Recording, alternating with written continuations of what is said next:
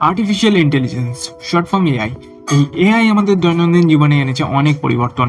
এটা আমাদের কাজকে আরো সহজ করে দিয়েছে, নতুন নতুন জিনিস আবিষ্কার করতে সাহায্য করছে এবং আমাদের জীবনকে আরো অনেক সুন্দর করে তুলেছে।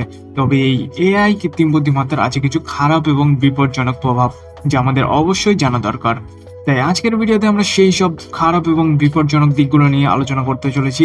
তো তার আগে বলি, এইরকমই আরো tech and tricks related video দেখার জন্য চ্যানেলটাকে অবশ্যই সাবস্ক্রাইব করে নোটিফিকেশন বেলটাকে অল করে দাও। So friends, without wasting any more time, let's jump into the main topic.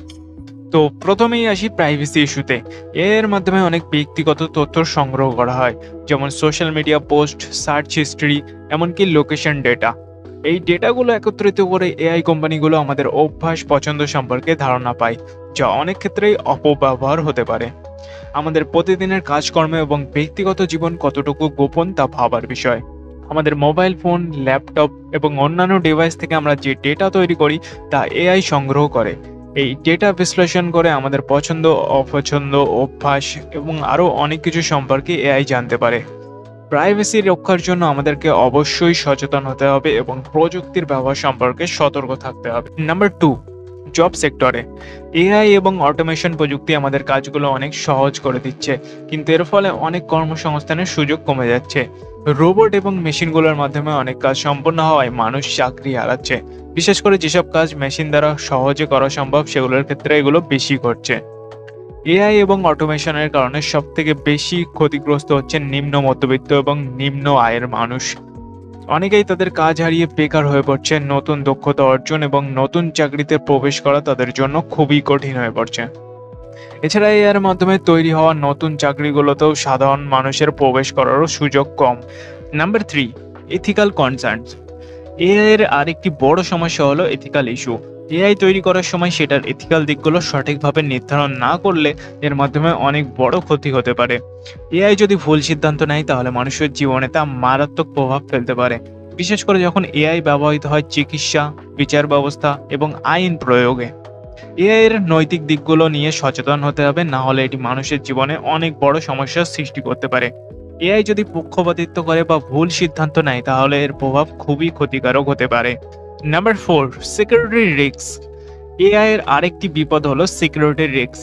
AI এর মাধ্যমে সাইবার অ্যাটাক আরো সহজ হয়ে যাচ্ছে। হ্যাকাররা এআই ব্যবহার করে বিভিন্ন নিরাপত্তা সিস্টেম হ্যাক করতে পারছে। এর ফলে অনেক গোপন তথ্য ঝুঁকির মুখে পড়ছে।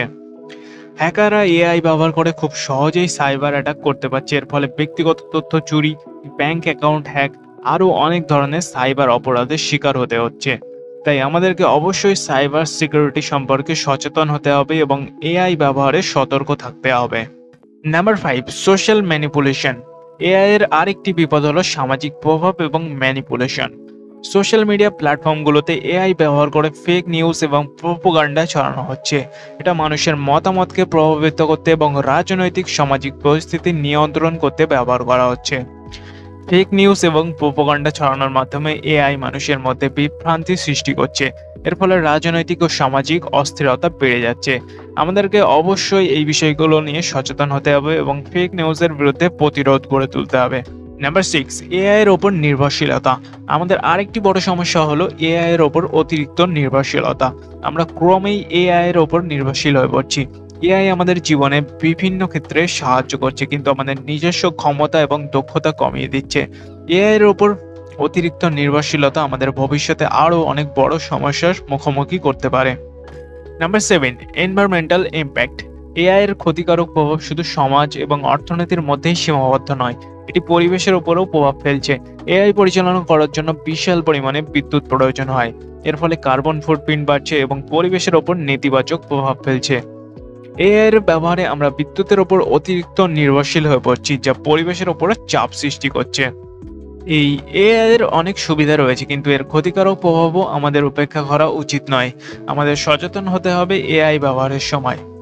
তো আজকের ভিডিওতে এই পর্যন্তই। ভিডিও ভালো লাগলে লাইক, কমেন্ট, শেয়ার করতে ভুলো না। আর দেখা হচ্ছে নেক্সট ভিডিওতে। Thanks for watching.